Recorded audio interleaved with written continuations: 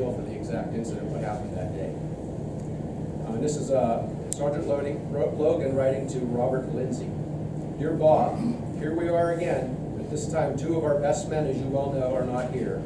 We had one of the hardest streaks of hard luck which is possible for a troop to have, that of losing two good human American lives, and at the hands of Italian outlaws and cutthroats. Last Sunday afternoon, I took a trip alone to Florence to see the doctor there about an examination of a fellow who had been shot a few days before. Just as I was ready to start for home, we noticed a fight in progress just above the railroad near the powerhouse. And of course, I was up against it and I had to get into it. I arrested one of the offenders, and as I held him with my left hand, went over to the house just across the tracks from the powerhouse, the newly weatherboarded one in which the small candy store was, to get another fellow who had run in there.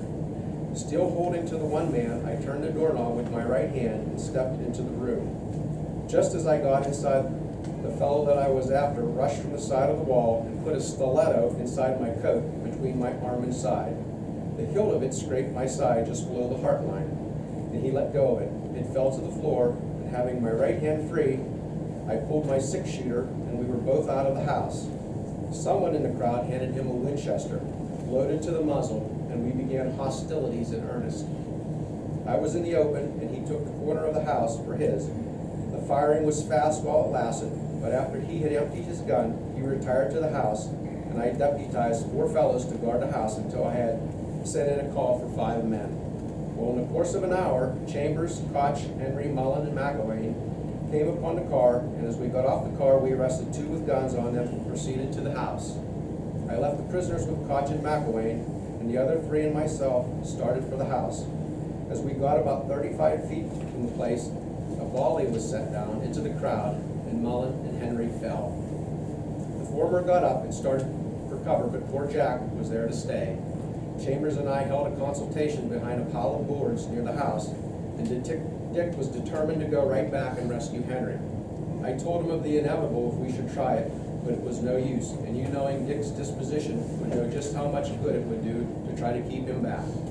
But finally we started and almost reached Henry's body, for he was then dead, when another volley was poured down, and Dick got almost all of it in the chest, abdomen, and face. He got up and ran into cover, and from there to the doctor's office. Chambers was actually shot 8 times. He was hit 3 times in the lungs, 1 in the eye, 1 in the stomach, 3 times in the head. He was shot with double auto.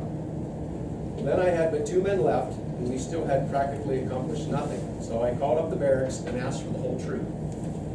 In about 25 minutes, the boys came into charge of Lum and Marsh, and we held a little caucus. But I forgot to tell you that shortly before they arrived, we got Henry's body and placed it in the powerhouse, and then decided to dynamite the house.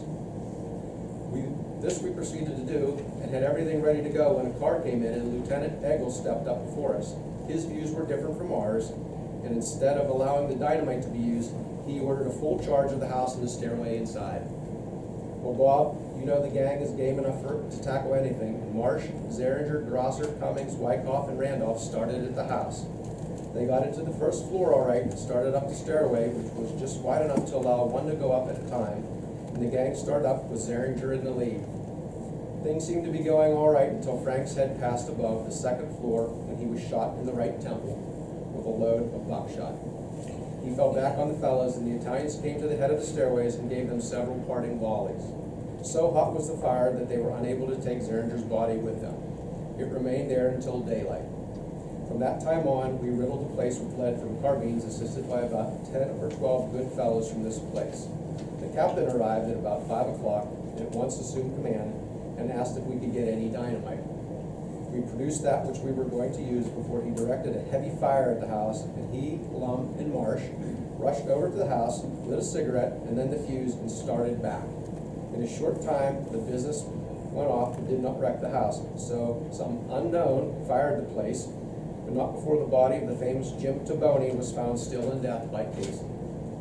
There were some murderers took to the attic, but they were not bothered by any of us after the shooting ceased, and when the house burned, they all went to hell.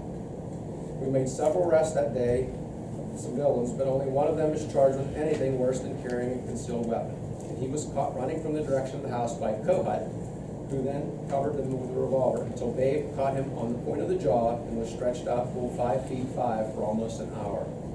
The bodies were prepared for burial and taken on to Philadelphia in the charge of Marsh, Lardon, Cohut, and Randolph this afternoon. The whole populace are up in arms, so to speak, and don't want any of us to show anybody any leniency, whatever, and to tell you the truth, I don't think for a minute that they will get any from this bunch. It was an